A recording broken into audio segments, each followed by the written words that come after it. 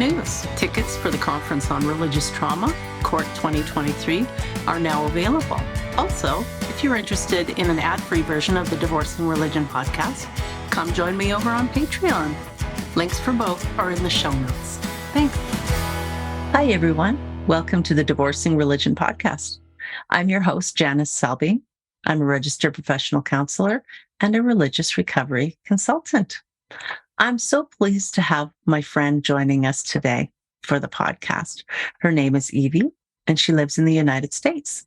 And we were introduced by a mutual friend, Dr. Marlene Winnell, at one of Dr. Winnell's religious trauma recovery retreats. And as soon as I met Evie, I just was captivated by her warmth and her candor. And I thought she had such an interesting story, because she wasn't raised in North America. And the group that she ended up getting involved in was not your run-of-the-mill group. So thanks, Evie, for agreeing to come on and share from your heart and answer some questions today. How are you doing? I'm good. Thank you for having me. It's such a treat. And I was so delighted a number of months back when we got to see each other again in real life. It just was so nice to see you again. And I wonder if you'd start us off by telling us a little bit about where you come from and what it was like to grow up in your country and in your culture. I'm from Philippines, and I came here 1995, and so I've been here 28 years so far. Mm-hmm. And it was tough growing up, especially mainly from my family, and I was I belong in a strict Catholic tradition. Mm-hmm. And I was an obedient Catholic. I go to church every Sunday, sometimes even twice a week. And I go to retreats. I went to a private high school, all girls only. And so also my mom was strict, very religious also. But I don't know about the religious part, really. um, Anyway, so being an obedient Catholic, my mom has grinded us on teaching about no boyfriend, no girlfriend while in school. So in a way, I patterned myself to like the Virgin Mary. Mm-hmm. I never had boyfriend, and so the purity is there up until up until I got married, I would say. Right. And Right. and coming here to America is liberating, definitely, from being away from my strict parents, mainly Right, my mother. Yeah. And did you have siblings as well? I do. I have two brothers, and I'm in the middle. Okay. Second child, the All second right. child syndrome. Yes. And the precious girl. Yes. If you had two brothers and you were born in the middle there. So your mother was a big fan of Catholicism, Virgin Mary, purity culture. And so that's part of how you were raised. Is the culture in the Philippines, is it largely Catholic? Is it just kind of overall Christian? Is it a mixture? It's a mixture. It's overall Christian. I think from what I read before, it's 80% definitely Catholic. There's a church almost every block or a city block, you can find churches. Yeah. So then what was behind the move to America? And did everybody come? Did your siblings and your father come? Was it just you and your mom? Did you come by yourself? I came by myself. So far, I don't have any extended relatives or, here in America, except for my dad's cousin, which lives in Florida. I came here because of work, which is very scant in Philippines. And either that, the living expenses alone from the income will not suffice for a family. Even a family of three, have a couple and a son or daughter. So it's hard. So, there's not a lot of jobs. So I went here and Mhm. got my Mhm. job. Yes, very good. And so you moved to America, and was it shocking? Had you visited America before, or did you know much about America? Or No, this is my first time, and I've only read it in news. I've seen it in news and read it in newspapers. But funny thing about why I chose this city, mainly Chicago, Mhm. it's because of Michael Jordan. He Really? was famous for the Bulls. Oh my gosh. And I was given, for my job, I was given three different states: Connecticut, Michigan, and Chicago. But because Michael Jordan and the Bulls are very famous everywhere in the world, so I chose Chicago. Oh Isn't my that funny? gosh. That really is quite sweet. Um, and what was it?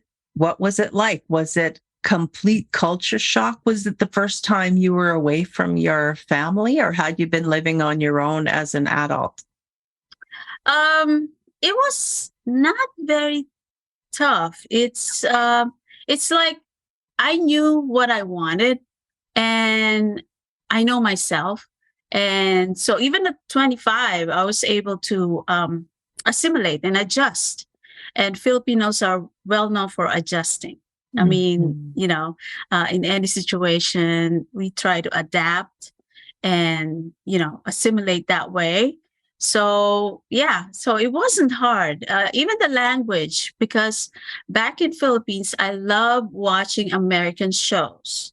Ah, And I don't know if you noticed, but some of my pronunciation are kind of better off than mm. other Filipinos, and I'm well understood and that sense. So yeah, it was just hard to understand the humor in Uh, America. American humor mhm. is different from any other country. Yeah, and then I had a hard time looking for what, not much looking for, but like TV shows to watch and radio station to listen to. But I learned ultimately. Yeah. Very good. Yeah. And so, did you stay in close touch with your parents and family back home? Was your mom saying to you, don't forget to go to church, you got to go to mass? A little bit of that. And yes, I was, you know, closely in tune with them or connected to them. Um, well, part of the reason I was a little bit liberated coming here, I cried in the airplane as Yeah. the plane took off. And I was crying because I'm like, freedom. Not only freedom from my parents, but freedom to exercise my newfound religion. I was religion, yeah. I was 18 years old and got introduced to the Moonies, or the Unification Church, in college. And so it was hard for me to attend those meetings, those services, Sunday service, as they called, because my parents are like, we're Catholic. We're born Catholic. We're going to die as Catholic. That's always my mom's line of Wow. saying. And then so they even thought, um, I would say the church would think that I'm being kidnapped by my parents. That's the word of the street in the Moonies, because you attend these services, this group, and when your parents snatch you back to where you are, they call it Wow. kidnapping. It's not the other Wow. way around that I was kidnapped by the church. Right, Um, right. yeah. What, So, what did what did your parents say when you came home from college one day and said, I've joined this group, or I'm joining this group? well, first of all, part of the recruitment is through the educational part, which is the colleges, and then they have umbrella organizations underneath, including martial arts. And I've been interested in martial arts before. So they call it Wonwado. And it's based on Korean martial arts. So I joined it and learned it. And my parents are just not happy about it, especially my mom, because my dad works abroad a year at a time for contract. He's Wow. only home for like 2, 3 months and then get another contract. So it's mostly my mom raising us. And at one point, or many points, my mom would even watch me at school. In college, would come and watch outside of the classroom or outside of the martial arts room to make sure that it's not something weird going on. That's, Wow. I mean, college student, 18 years old, and I'm being watched by my mom. Wow. And did that have anything to do potentially with driving you or pushing you into this other group that was not your mom's religion? It's true, because of her strictness and kind of like just being selfish, Mm. and me learning this group, which I thought was opening my eyes to a Mhm. wider stuff. Um, it's hard for her because, like I said, Catholicism is more about just do this Mhm. without proper educating us to why we believe that way, Mhm. why we go to the church, and so forth. And I thought the Moonies, the Unification Church, taught me a little bit more about Bible, not all, but it explains a lot of stuff historically and things that I've never learned from the masses that I attend, even in retreats. It's so superficial. That's what I thought. Mhm. Um, So yeah. it seemed they talked about the Bible, in the Moonies group at the college. So you maybe had an idea or the thought that it was a kind of a Christian based It is. organization. Mhm. How else did they talk about themselves? As we know that nobody joins a cult.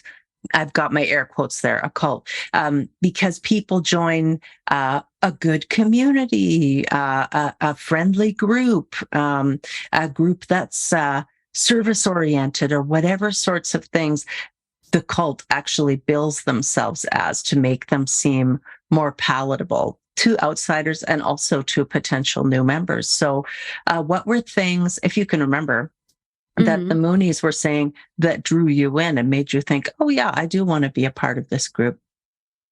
Yes. Part of it is the camaraderie and the Mhm. feeling of belongingness Yeah, for sure. because they teach divine principle.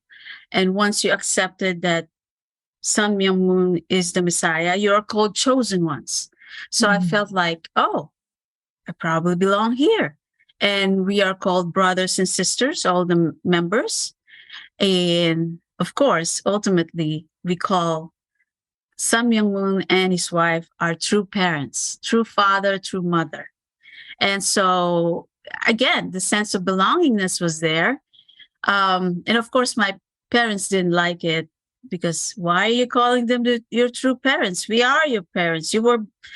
I gave birth to you. And of course, it's hard to explain to them. I think I tried, but they're not um, understanding of that nature. Um, when I was 18, I was also naive and idealistic. And Mhm. that's how the church or the cult, it's more cult, Mhm. attracted me because, the notion that we can make a world peace by Oh. matching members. And by that, you know, religious and going and following Sun Myung Moon as the true parents, we can be engrafted to that family. And it ultimately, once everywhere, a lot of countries, there are a lot of members actually. And so the notion, the thing that attracted me also is that, oh, world peace with all this craziness happening. Why not? We can propagate the world and, accomplish that goal. Wow. Yeah. So, and that I find that to be really true for a lot of people who get drawn into cults and high demand groups, is the earnest desire to make the world a better place. And this group promises that they have the secret sauce, that they have the answer. And this particular cult, the Moonies, the Unification Church, they arose in Korea first. Is that right? Correct. They had a very humble beginnings, which is one of the teachings. They showed this video of a hut made of newspaper cartons and mud. And that's how Sun Myung-moon started. And so it grew big. And that's, in a way, like sympathy, in a way that, oh, humble beginnings. So this could be something that, like, kind of parallel to Jesus' time.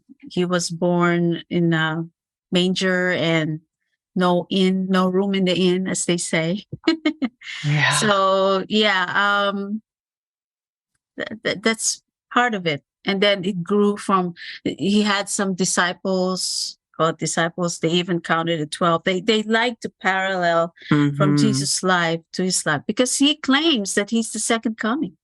Right. That's how my husband would say arrogant he is. Yes. Yeah. And so you're 18 years old, you're idealistic, you're trying to make your way into adulthood, trying to liberate yourself from a somewhat controlling, very strict parent. Right. You have been raised with some belief in the supernatural or in something larger than yourself. So then you're already kind of primed potentially to believe in any number of things. And then along comes this group, and they're talking about world peace by marrying, by intermarriage, people from all different backgrounds and ages and stages of life. And this sounds reasonable and hopeful to you. So you joined them when you were 18, which is a very vulnerable time. And we know that cults, they thrive on, they feed on vulnerable people. And we're especially vulnerable during life transitions. And at 18, you're transitioning into your adult self. And particularly cults love to hang out around university and college campuses and towns. And so you join them at 18. And then in your mid-20s, you make your trip from the Philippines over to the United States. And I guess you wouldn't be totally alone, because maybe would you look to find a Unification Church in the city where you were? That's correct. Chicago's kind of the main hub. There is in Indiana, everywhere, all countries, all states.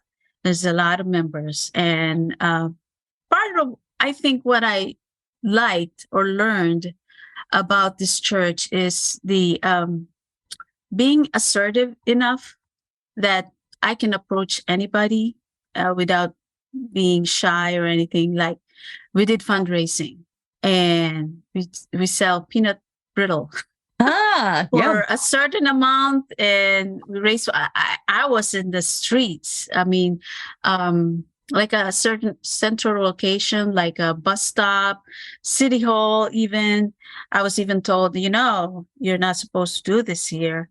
So I moved one block and still do it. So that's what I think I learned from this church. Is gave you confidence. Confidence, correct. Wow. Well, and confidence is a great thing. It's an important thing to have. It helps us to be able to follow our dreams and reach for things. It's really important, particularly as we move into adulthood, to have some self-confidence. So that was something positive that the you did get from your affiliation with the group. And you could have also been a Girl Scout or a Girl Guide out there selling cookies. There are other ways that this could have been accomplished. But for you, it came through participation in the Moonies.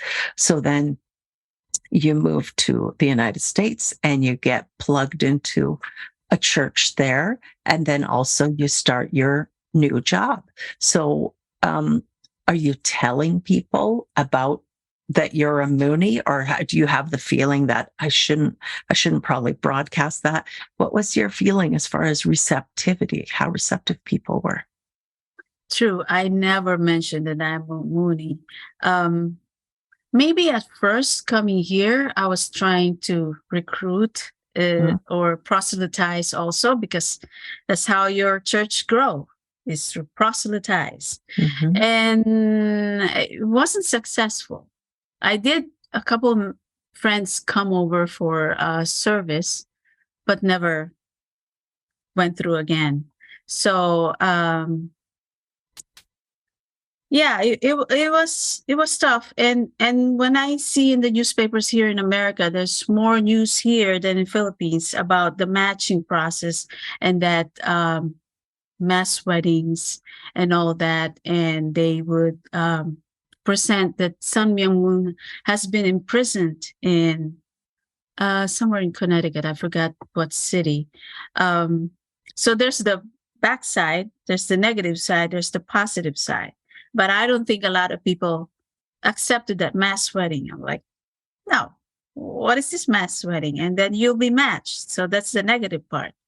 And so I try to avoid mentioning what I believe in. Only if someone really asks, then I do. Right. Then I do. Yeah.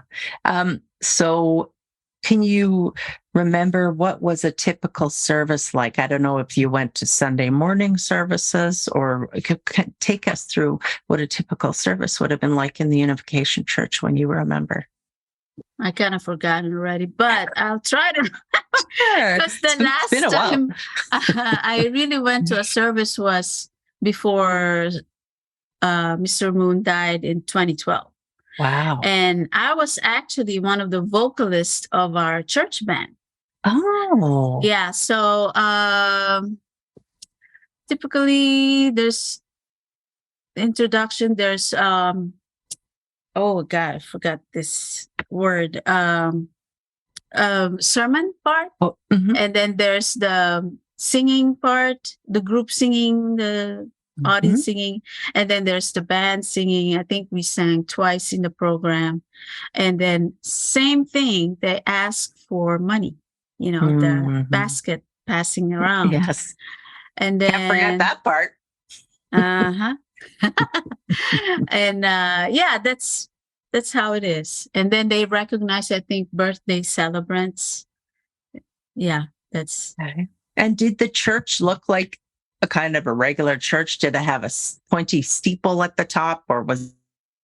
No, it was just a nice area, kind of a hall with sitting in the middle, on the sides, both sides. There's a podium for the speaker or the whatchamacallit, the pastor. They're also called pastor. Okay. And then the area for the band. Yeah, okay. And were they in a sermon? Would they read from the Christian Bible, or would they be presenting things that Reverend Moon said about the Bible, or what sorts of things? How would that work? Oh, I forgot again. I think a little bit of both, from the Bible and what Mr. Moon said, and applying it to practical day of living. And yeah, and then, oh, I remember now, there's a part for being a witness, like witnessing. What's your experience? Did you bring a guest with you? Oh, yeah, wow, I remember the pressure. that. Did you bring? Yes. Yeah. And how much pressure was there on for tithing for giving money every week? I mean, they had you out selling peanut brittle, so fundraising, making money sounds like it was a fairly important thing. Aside from passing the basket, there's tithing of 10% of your income, which I didn't really do. I would just put money in the basket, and because my paycheck, 10% is a lot. Yeah. And for someone who's struggling being by myself and just renting an apartment and, food and all that. So it was tough. So I think one time I gave over a grand or something from my paycheck because they were building a central for all folks, all members coming from different countries, part of in Korea, South Korea. I forgot the name, but in order for your name to be placed on the wall while they're building it, you have to donate a certain kind of amount. Wow. Oh, yeah. So that was the biggest contribution I did. I want my name there without even going to Korea, So then, what happened? You mentioned the matching ceremonies. And when you were 18, it seemed to make sense to you as a way to grow the church, to marry people cross-culturally and cross all different kind of boundaries. You came to the States when you were 25. By that time, were you thinking, I should get married soon? Was it something that was on your radar? Was your mom saying, you need to get married? I had set my own goal. I wanted to be married before I'm 30. So coming here at 25, it took like a couple of years before I get matched. And the notion in the church is if you get matched to a Korean, then you're kind of special treatment. I forgot the word, that you're closer to the Reverend Moon. Right. Because he's Korean. So being matched to a Korean is like, you're special. So to tell you my experience in that, I was matched to a Korean, okay. But this Korean, I from the stories they were telling me, was just recruited. It's just proselytized recently. And so we exchanged pictures and, we have pictures being matched through that. Reverend Moon would match members, or if it's too much, because it's a lot of members, the pastor of your church will match you. So so I never really talked to this Korean guy. Was he living in your city? No, he's living in Korea. He was in Korea. English. Wow. No my English. gosh. Yeah. That makes it hard. So I was trying to talk to him, but immediately, almost after matching, he rejected me. He rejected me because he's not fully into church yet. And I assume because I'm a Filipina, doesn't, satisfy his taste of a partner. So I was devastated because, he's a Korean. And I thought, I want a jackpot. Yeah. And no, it did not go through. And so to get on to the next story, they were preparing me to match again. They were taking another set of pictures, current pictures of me.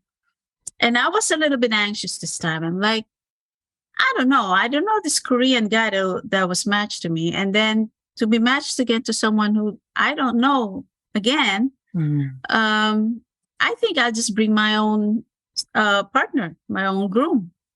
And at that time, I was doing a side job of taking care of my husband's mom, who's already in her 90s, bedridden with diabetes and dementia.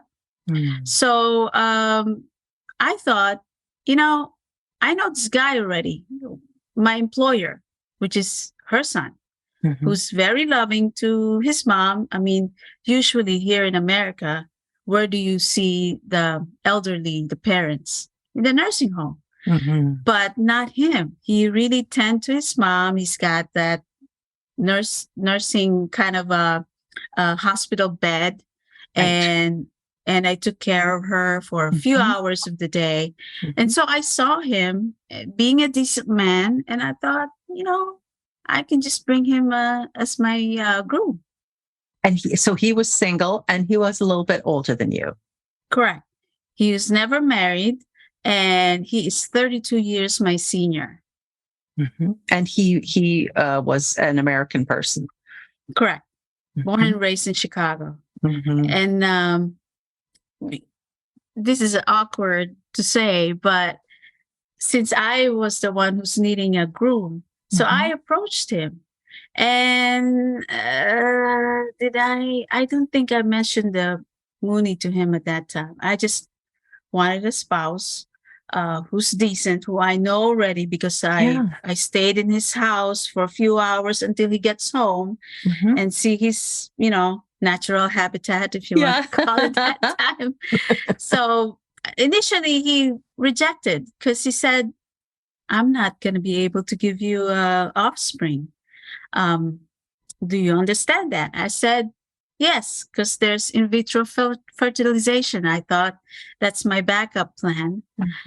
And so I took him. Actually, I did not tell the church until it was a little bit later. We got married in a city hall, so it's just him and me. And then the following year, we did a ceremonial wedding, white dress and all that. Did you tell your parents? Yes. And my parents, which I kind of blame, partly because I told my mom, hey, I'm going to marry this guy who's my employer. He's a lot older than me.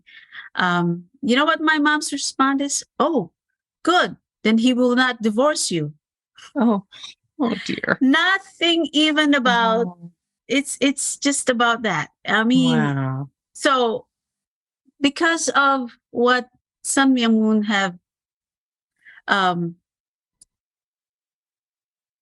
sermon or the famous words that come out of his mouth at that time is living for the sake of others. So that's why I thought, well, my husband has been living alone. There's no way for him to get married now unless I approach him. So that's part of the reason I married him. Not just because I needed a partner, but because of living for the sake of others. I'm a very obedient Christian, if you want. Except that I didn't live in the center. Right. That'll be stricter. That'll be. Yeah. So you were thinking of your husband as well. I'm thinking of, well, he will have needs, and I can meet the needs that he has. But at the same time, because I'm a good Christian, we lived together for like a year before we got married. And at that time, I remember now, that 1 year I didn't tell the church members. But we've been living for a year. Then we got married in City Hall. In the following year, the ceremonial wedding, non-denominational. And how many people were at the ceremonial wedding? Was 110, it like 110 people? Okay, so was that all people also getting matched, also getting married? Was it in a group marriage situation, or was it a private one? Private one. Okay. Private one. We just friends and no relatives of mine. My husband has no relatives around the area. So it's just mostly friends, acquaintances, co-workers. Okay. Nice. Yeah. Wow. Okay. So then you did your part, what was expected of you, which was to get married. So at some point, your husband discovered that you were a Moonie. And then what happened? Was he from a religious background? Did he convert and become a Moonie? He's Jewish, intellectual. So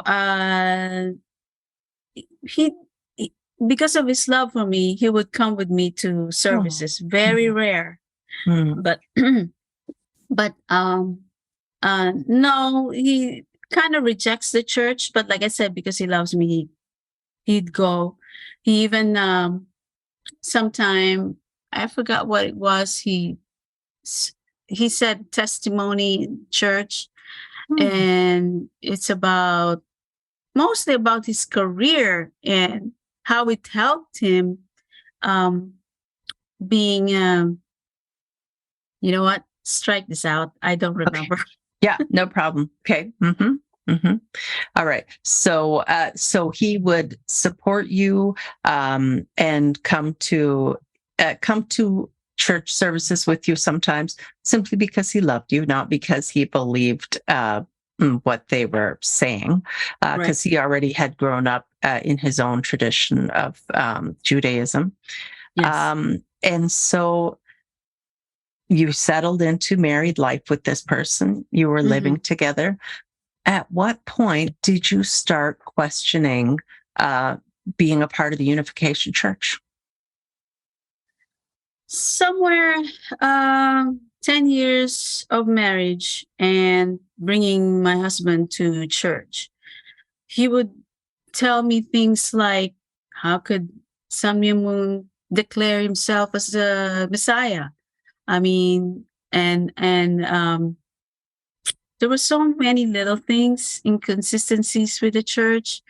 Ultimately, on Sun Myung Moon's death in 2012, that's when I started losing faith in them, because I thought, with my shallow education of the Bible, how could the Messiah die?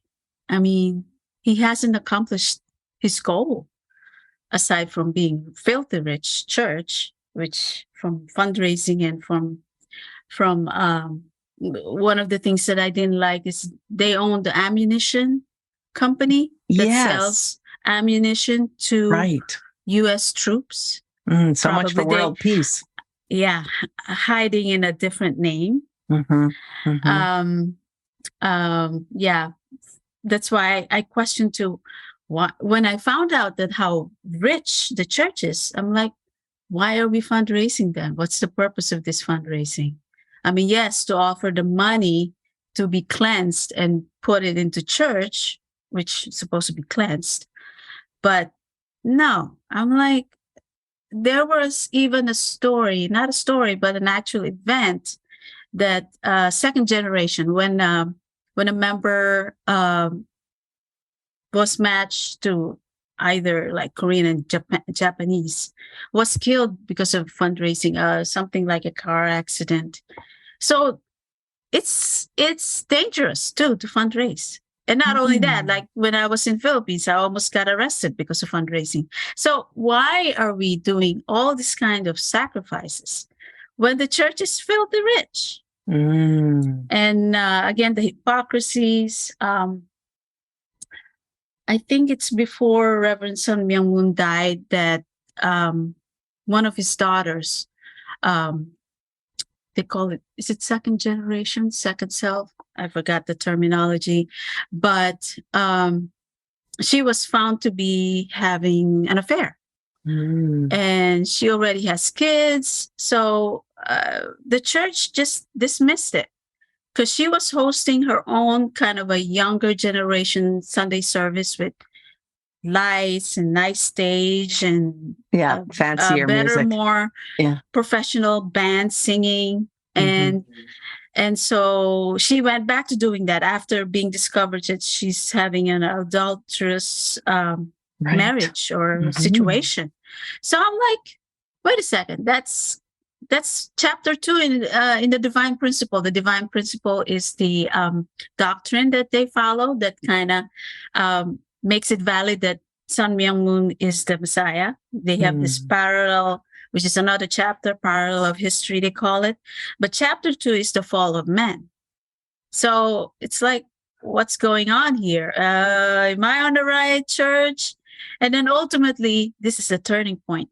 When they said, a friend of mine who's a church member said, oh, we're a religion, registered as a religion and blah, blah, blah.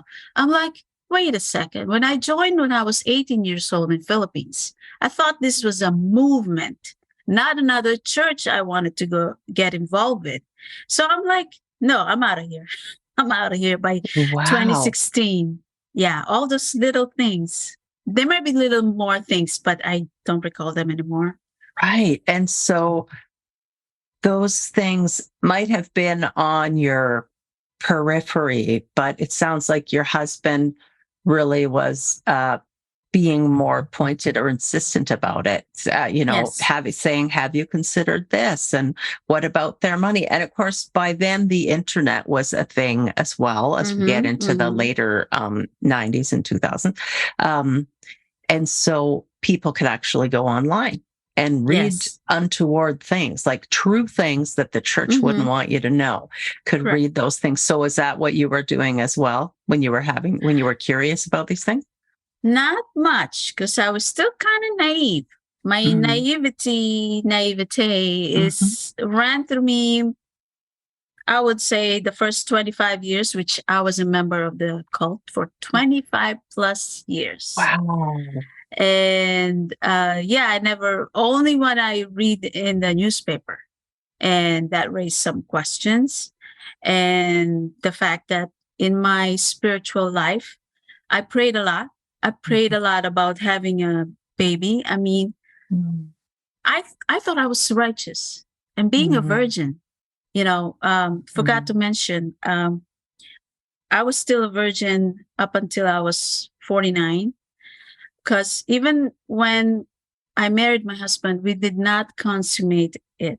I mean, before getting married, because I thought I'm going to wait till the wedding day before I do that. Even if we lived for a year together, that was that. I did try in vitro for a couple of times. It went through, except for um, the second one did not completely go through. Mm-hmm. So I was devastated. It Oh, yeah. took me 5 years before I could talk about having no kids, Mm-hmm. being depressed Heartbreaking. and all. Yeah. Yeah. Mm-hmm. Mm-hmm. Wow. So there's just some real unfortunate and very real disappointment that went along with that, with being married to someone significantly older who had Hmm. some various medical and medication challenges. So then you had to once again adjust or readjust, getting used to the idea then that, okay, it's not in the cards for me. I'm not going to be giving birth to any children. And you stayed married to your Hmm. husband. So even though sex wasn't a part of your relationship, you guys had by then a very strong bond of friendship and respect and care for one Mm. another.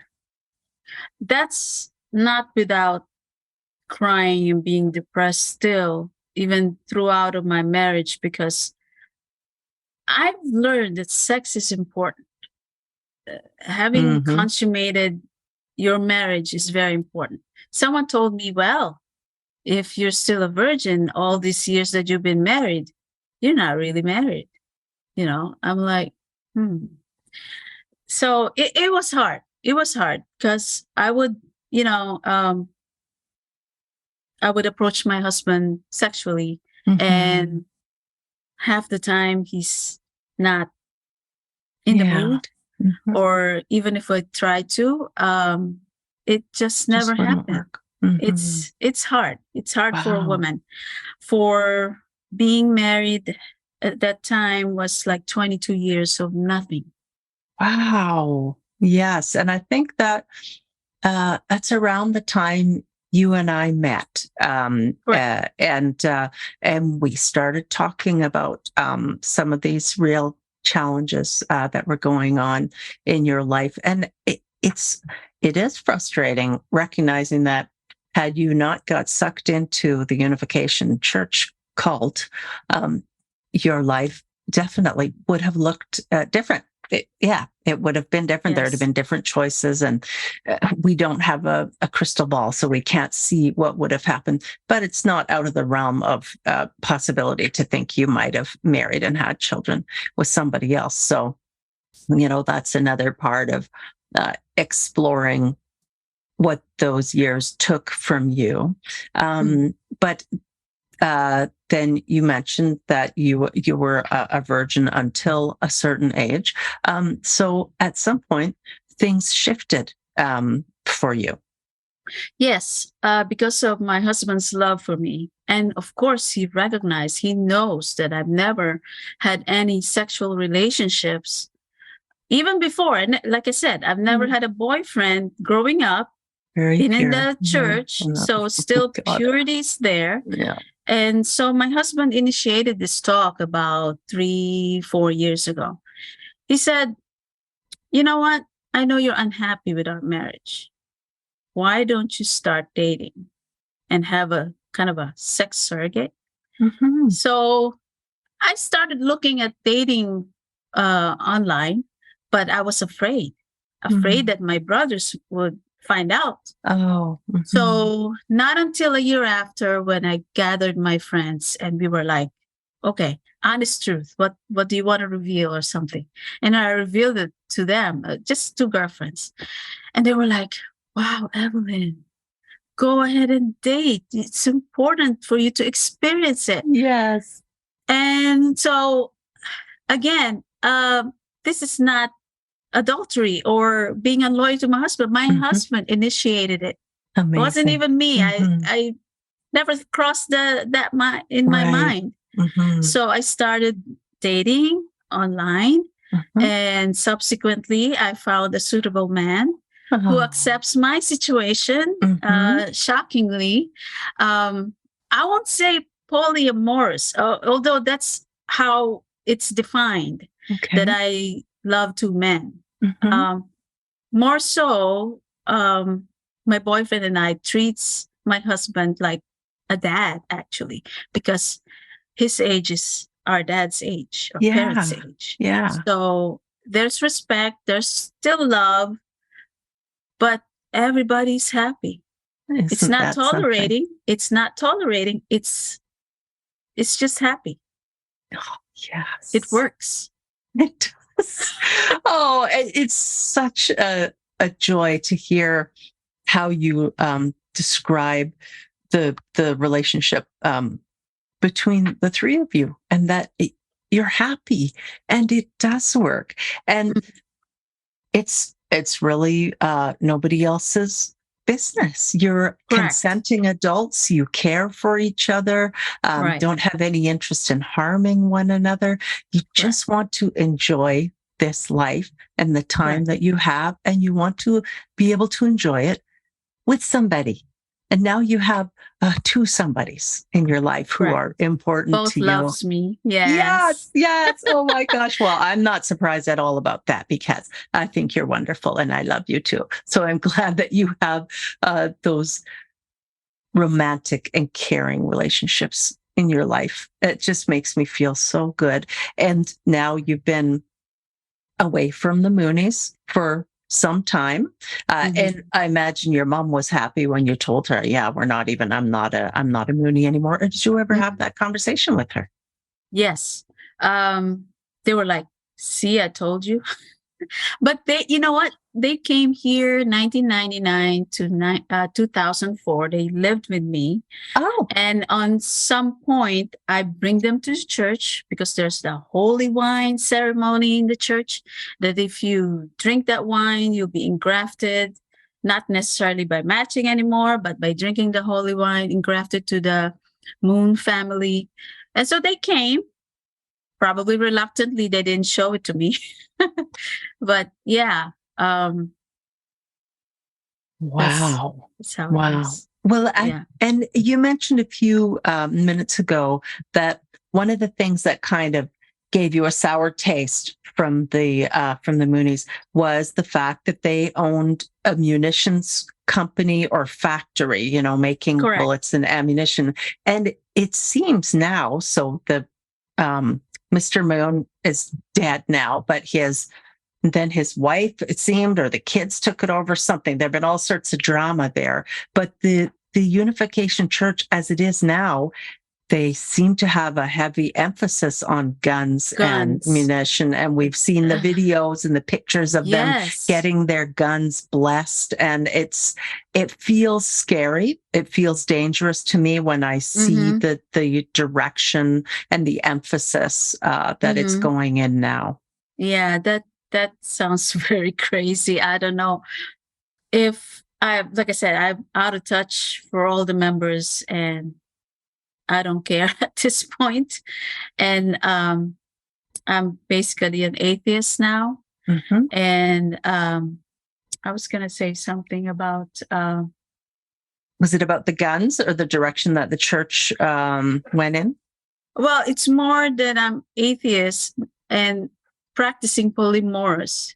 Not related at all. This was, I left the church 26 officially. I have not been attending services from 2012 to 2016 because I'm having some kind of realization. But by 2016, I'm said, I'm done. I'm not even going to connect with all these church friends I have. Yes, it's kind of sucks initially because they are my friends. They are my contact, my community. I even told my husband one time, hey, if... when you die, I'm very, like realistic. When you die, these people are the ones coming into your, services. So you got to come to church. That's part of my convincing to him. But it's no relation that I'm atheist now and that having a polyamorous, it just opened my mind. Opened my mind to so many things that why are we limiting with religion, with following religion that should be non-existent in the first place? I mean, and then proving God, comparing my life as a Moonie and without God, it's the same. So there isn't a God, that's my very puny realization, practical thing. Yeah. And so, does your family back home, are they aware of the shift in your relationship status, that you have an additional partner now? Do they know about that? Yes, except that when I finally informed my parents 6 months after we're having this relationship, of course, that generation never accepted it, never understood it. But my brothers, their kids, they're okay with it. Young people are more accepting of that. Much more open-minded. Open-minded. So, this generation is better off than even our generation, and definitely our parents' generation. There are old traditions. Right, which really makes it just incredible to me that it was your husband in the first place who cared so much for you and really wants your happiness. He wants you to be happy and enjoying your life and getting all these different experiences and some of the wonderful, fun things that you've been able to do with a younger partner.